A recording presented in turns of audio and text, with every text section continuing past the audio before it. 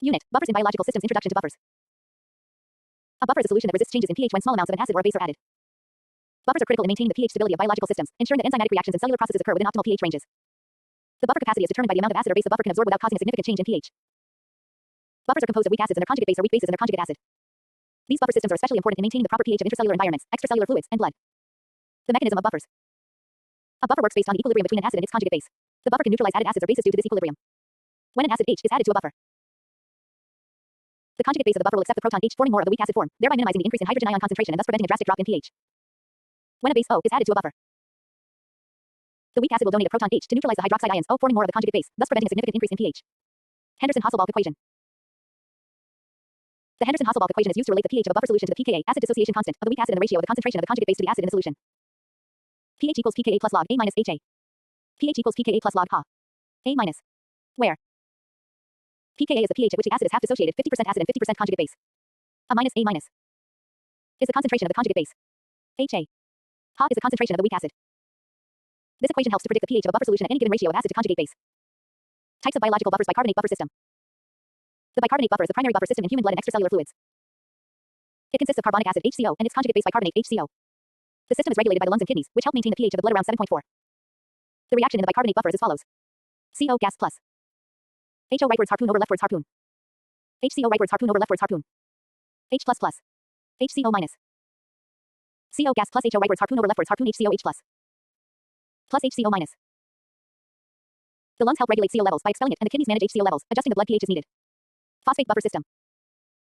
The phosphate buffer system is highly effective in cells in the kidneys, as phosphate concentrations are high in these compartments.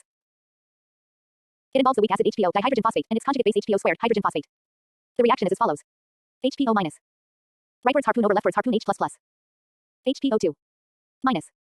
HPO minus. Rightwards harpoon over leftwards harpoon H plus HPO2 minus. This buffer is particularly effective in the intracellular environment and in the renal tubular fluid, where phosphate levels are abundant. Protein buffers. Proteins can act as buffers due to the presence of amino groups NH and carboxyl groups COOH, which can either accept or donate protons, depending on the pH of the environment. The histidine residue in proteins is particularly important for buffering, as it has a pKa close to the physiological pH, around 7.4, making it highly effective in regulating pH. This buffering capacity is crucial in both the cytoplasm and extracellular fluids. Hemoglobin is a buffer. Hemoglobin HB, a protein found in red blood cells, also acts as a buffer. It helps transport CO and maintain pH levels in the blood. Hemoglobin binds to protons H when CO is produced in tissues, preventing significant changes in pH. In the lungs, hemoglobin releases the protons as it binds to oxygen, thereby helping to stabilize pH. Buffer capacity. The buffer capacity is defined as the amount of acid or base that a buffer can neutralize before a significant change in pH occurs.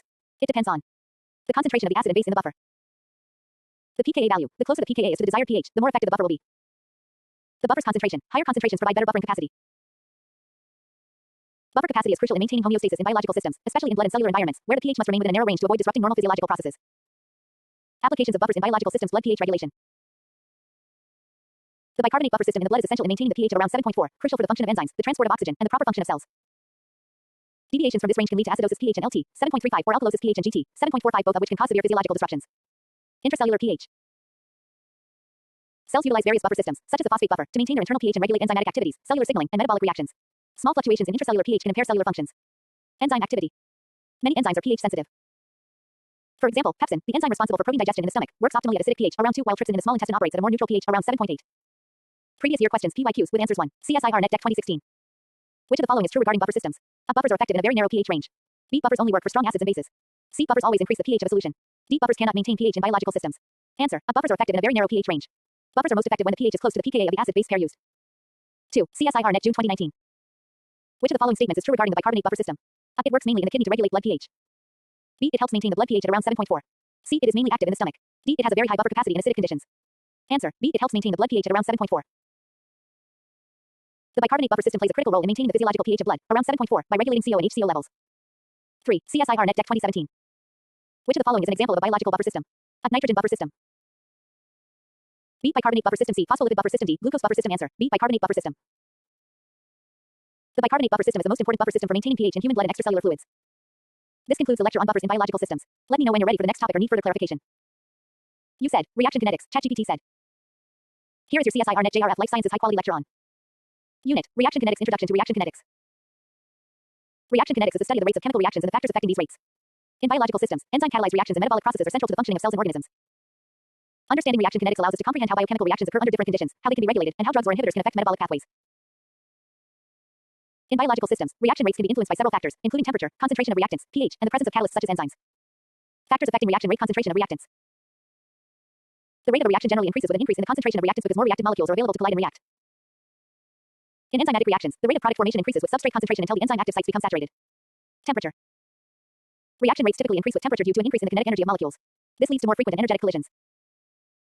However, if the temperature is too high, enzymes may denature, losing their catalytic activity, which can lead to a decrease in reaction rate. pH. The rate of an enzymatic reaction is often pH dependent. Enzymes have an optimal pH range within which they function most efficiently. Outside this range, the enzyme's active site may be altered, affecting substrate binding and the reaction rate. Catalysts. Catalysts, including enzymes in biological systems, lower the activation energy of reactions, thereby increasing the rate of the reaction. Enzymes are highly specific to substrates, and their activity can be influenced by various factors like temperature, pH, and the presence of inhibitors. Rate laws and rate constants. The rate law of a reaction expresses the relationship between the reaction rate and the concentrations of reactants. For a simple reaction, a right pointing arrow B, a right pointing arrow B. The rate law is generally expressed as rate equals KAN. Rate equals KAN. Where K is the rate constant. A is the concentration of reactant A. N is the order of the reaction with respect to A. Reaction order describes how the rate of reaction depends on the concentration of reactants. If the reaction is first order, the rate is directly proportional to the concentration of one reactant. For a second order reaction, the rate is proportional to the square of the concentration of the reactant, and so on. Enzyme kinetics. In biological systems, many reactions are catalyzed by enzymes, which follow specific kinetic models. The two most widely studied models are Michaelis-Menten kinetics. The Michaelis-Menten model describes the rate of enzyme-catalyzed reactions as a function of substrate concentration. The reaction follows the general equation. E plus S rightwards harpoon over leftwards harpoon E S right pointing arrow E plus P. E plus S rightwards harpoon over leftwards harpoon E S right pointing arrow E plus P where E is the enzyme. S is the substrate. S is the enzyme substrate complex. P is the product. The rate of reaction at any time is given by V equals V max S Km plus S V equals Km. Plus S V. Max. S. Where V is the reaction velocity. V underscore max is the maximum reaction velocity when the enzyme is saturated with substrate. S is the substrate concentration. K underscore M is the Michaelis constant, which is the substrate concentration at half maximal velocity. It provides insight into the affinity of the enzyme for the substrate. Lineweaver-Burke plot. The Lineweaver-Burke plot is a double reciprocal plot used to determine the Michaelis-Menten parameters, i.e., V underscore max and K underscore M. By plotting 1. V1. Against 1. S1. A straight line is obtained, and the slope and intercepts of the line can be used to determine V underscore max and K underscore M. Types of enzyme inhibition. Enzyme inhibition is a process where the activity of an enzyme is reduced or stopped. Inhibition can be classified as competitive inhibition. A competitive inhibitor resembles the substrate and competes for the active site of the enzyme. This type of inhibition can be overcome by increasing the substrate concentration. The apparent K underscore M increases, but V underscore max remains unchanged. Non-competitive inhibition. A non-competitive inhibitor binds to an enzyme at a site other than the active site, causing a conformational change that reduces enzyme activity. Both K underscore M.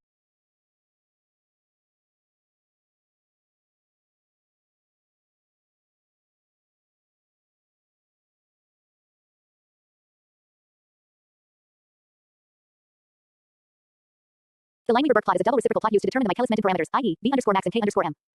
By plotting 1. V1. Against 1. S1. A straight line is obtained, and the slope and intercepts of the line can be used to determine V underscore max and K underscore M. Types of enzyme inhibition. Enzyme inhibition is a process where the activity of an enzyme is reduced or stopped. Inhibition can be classified as competitive inhibition. A competitive inhibitor resembles the substrate and competes for the active site of the enzyme. This type of inhibition can be overcome by increasing the substrate concentration. The apparent K underscore M increases, but V underscore max remains unchanged.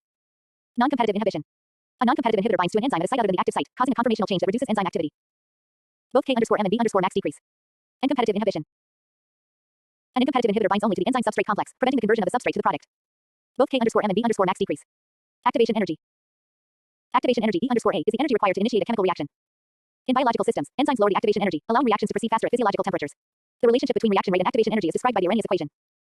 K equals AE minus EART K equals A minus RTEA. Where K is the rate constant. A is the frequency factor, which represents the number of collisions with the correct orientation. E underscore A is the activation energy. R is the gas constant. T is the temperature in Kelvin.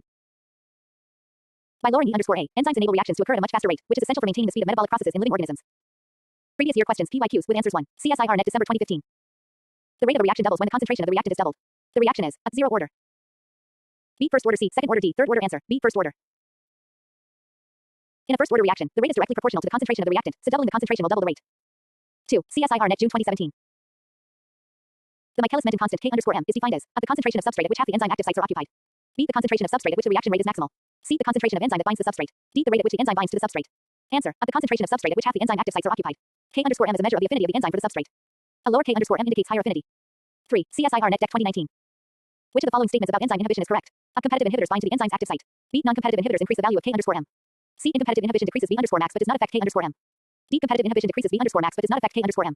Answer: a competitive inhibitors bind to the enzyme's active site. Competitive inhibitors directly compete with the substrate for binding to the enzyme's active site, affecting the reaction rate. This concludes the lecture on reaction kinetics. Let me know if you'd like further clarification or additional topics covered. You said, thermodynamics, ChatGPT said. Here is your CSIR Net JRF Life Sciences High Quality Lecture on Unit, Thermodynamics Introduction to Thermodynamics. Thermodynamics is the branch of physics that deals with the relationships between various forms of energy and the transformations that occur in physical and chemical processes. In biological systems, thermodynamics provides fundamental insights into how organisms capture, store, and use energy to drive vital processes such as metabolism, reproduction, and growth. At the core of thermodynamics is the concept of energy and its ability to be transformed from one form to another, influencing biological reactions and processes. The laws of thermodynamics.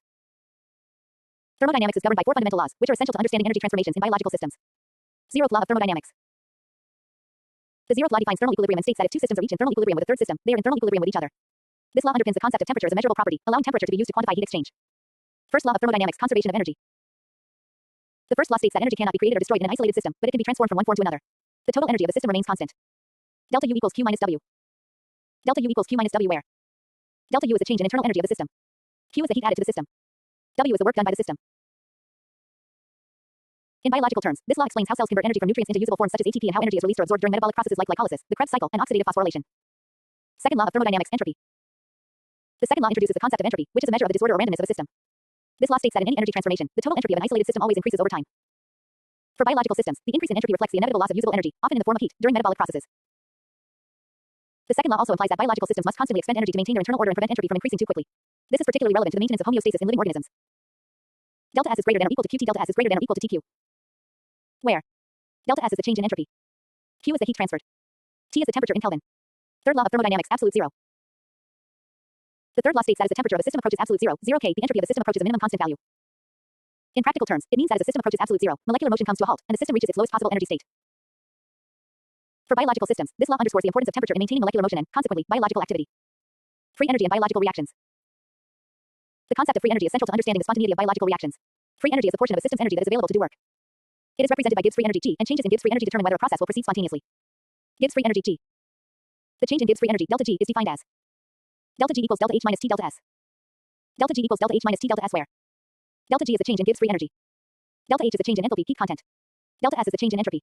T is the temperature in Kelvin. In a biological context, a negative delta G indicates that the reaction is exergonic, energy releasing, and can proceed spontaneously. A positive delta G indicates that the reaction is endergonic, energy consuming, and will not proceed without the input of energy. When delta G equals 0, the system is at equilibrium, and no net reaction occurs. Standard Gibbs free energy delta G degree. The standard Gibbs free energy change delta G degree is a change in Gibbs free energy under standard conditions, 25 degrees Celsius, 1 atmosphere, and 1 m concentration of reactants and products. It is used to predict the direction of a reaction and determine the equilibrium position. For example, the breakdown of glucose in cellular respiration is an exergonic process, meaning it releases energy in the form of ATP. The delta G for this process is negative, indicating that it is spontaneous under normal physiological conditions. ATP and the role of energy in metabolism. Adenosine triphosphate ATP is the primary energy currency of the cell. It is a nucleotide that carries energy within the cell and is involved in almost all cellular processes requiring energy, including muscle contraction, protein synthesis, and active transport. ATP hydrolysis, the breakdown of ATP into ATP and inorganic phosphate releases energy. ATP right pointing arrow ADP plus pi plus delta G. ATP right pointing arrow ADP plus pi plus delta G. The energy released from ATP hydrolysis is used to drive endergonic reactions, such as the synthesis of macromolecules or the transport of ions across MEMS. This is a direct application of the first and second laws of thermodynamics, as energy is transformed and transferred between different biochemical reactions. Enthalpy and heat transfer.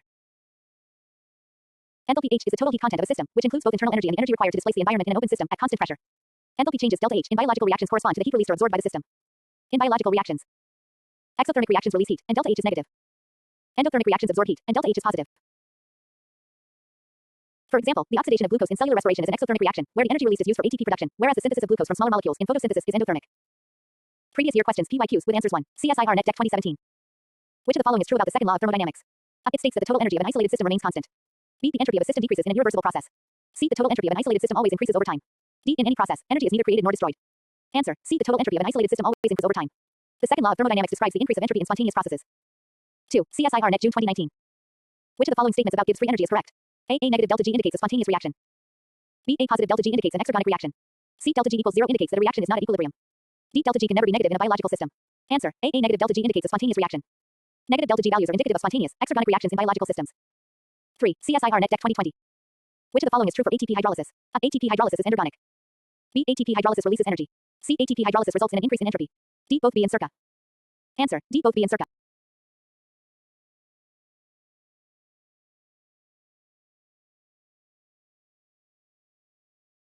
Answer. D. Both B and circa. ATP hydrolysis releases energy and increases entropy, making it a common energy source in metabolic processes. This concludes the lecture on thermodynamics. Let me know if you'd like further details on specific topics or have additional questions. You said. Colligative properties ChatGPT said. Here is your CSIR Net JRF Life Sciences High Quality Lecture on Unit, Colligative Properties. Introduction to Colligative Properties. Colligative properties are physical properties of solutions that depend on the number of solute particles in a given quantity of solvent, and not on the identity or chemical nature of the solute. These properties arise from the interactions between the solute and solvent molecules, and they are essential in various biological processes, including the regulation of osmotic pressure in cells and the functioning of biological membranes. There are four primary colligative properties: vapor pressure lowering, boiling point elevation, freezing point depression, osmotic pressure. Each of these properties provides valuable insights into the behavior of solutions and has significant implications in fields such as biochemistry, physiology, and medicine. Vapor pressure lowering. Vapor pressure is the pressure exerted by the vapor of a liquid in equilibrium with its liquid phase at a given temperature. When a non-volatile solute, a solute that does not easily vaporize, is added to a solvent, it reduces the number of solvent molecules at the surface available to evaporate, thereby lowering the vapor pressure of the solution. The relationship between vapor pressure lowering and solute concentration is described by Raoult's law, which states that the partial vapor pressure of each volatile component of a solution is proportional to its mole fraction in the solution. For an ideal solution, delta P equals PO minus P equals PO dot operator X. Solute delta P equals P0 minus P equals P0 dot operator X solute, where delta P is the lowering of the vapor pressure. PO P0 is the vapor pressure of the pure solvent. P is the vapor pressure of the solution. X solute is the mole fraction of the solute. In biological systems, vapor pressure lowering is important in understanding the physical properties of cellular fluids, especially in regulating water and solute concentrations within the cell. Boiling point elevation. The addition of a non-volatile solute to a solvent results in an increase in the boiling point of the solution. This phenomenon is known as boiling point elevation. The reason for this is that the presence of solute particles reduces the solvent's vapor pressure, which means that more heat is required to reach the point where the vapor pressure equals the external pressure, i.e., the boiling point. The boiling point elevation can be quantified by the equation delta TB equals KB dot operator M delta TB equals KB dot operator M, where delta TB is the increase in boiling point. KB is the ebullioscopic constant, a constant that depends on the solvent. M is the molality of the solute, moles of solute per kilogram of solvent. In living organisms, the elevation of boiling point can be observed in the effects of solutes such as salts in body fluids, which can influence various physiological processes, including the regulation of temperature. Freezing point depression. The addition of a solute to a solvent also lowers the freezing point of the solution. This is known as freezing point depression. When solute particles are added to a solvent, they interfere with the formation of the solid phase, crystalline lattice, thus requiring a lower temperature to freeze the solution. The freezing point depression is described by the following equation. Delta TF equals KF dot operator M delta TF equals KF dot operator M, where delta TF is the decrease in freezing point. KF is the cryoscopic constant, a constant that depends on the solvent. M is the molality of the solute. Freezing point depression plays a critical role in biological systems, particularly in the prevention of freezing in organisms that live in extreme environments. This principle is also applied in the preservation of biological samples, such as in cryopreservation techniques. Osmotic pressure. Osmosis is the movement of solvent molecules through a semi-permeable membrane from a region of lower solute concentration to a region of higher solute concentration. The pressure required to stop this osmotic flow is called osmotic pressure. It depends on the solute concentration and the temperature of the solution. Osmotic pressure can be calculated using the following equation. Pi equals I dot operator M dot operator R dot operator T. Pi equals I dot operator M dot operator R dot operator T, where pi is the osmotic pressure.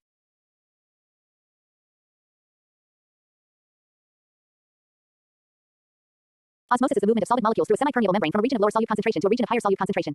The pressure required to stop this osmotic flow is called osmotic pressure. It depends on the solute concentration and the temperature of the solution. Osmotic pressure can be calculated using the following equation. Pi equals I dot operator M dot operator R dot operator T. Pi equals I dot operator M dot operator R dot operator T, where pi is the osmotic pressure. I is the Van 't Hoff factor, the number of particles the solute dissociates into. M is the molarity of the solute. R is the ideal gas constant. T is the temperature in Kelvin. In biological systems, osmotic pressure is crucial in maintaining the integrity of cells and regulating water movement in and out of cells. It plays a significant role in processes such as the absorption of water in the intestines and the regulation of blood pressure. Previous year questions PYQs with answers 1. CSIR Net Deck 2017. Which of the following is an example of a colligative property? A boiling point elevation. Beat density of solution C, refractive index D, chemical reactivity. Answer. A boiling point elevation. Boiling point elevation is a colligative property that depends on the number of solute particles, not the identity of the solute. 2. CSIR Net June 2019. Which of the following statements is true regarding the freezing point depression?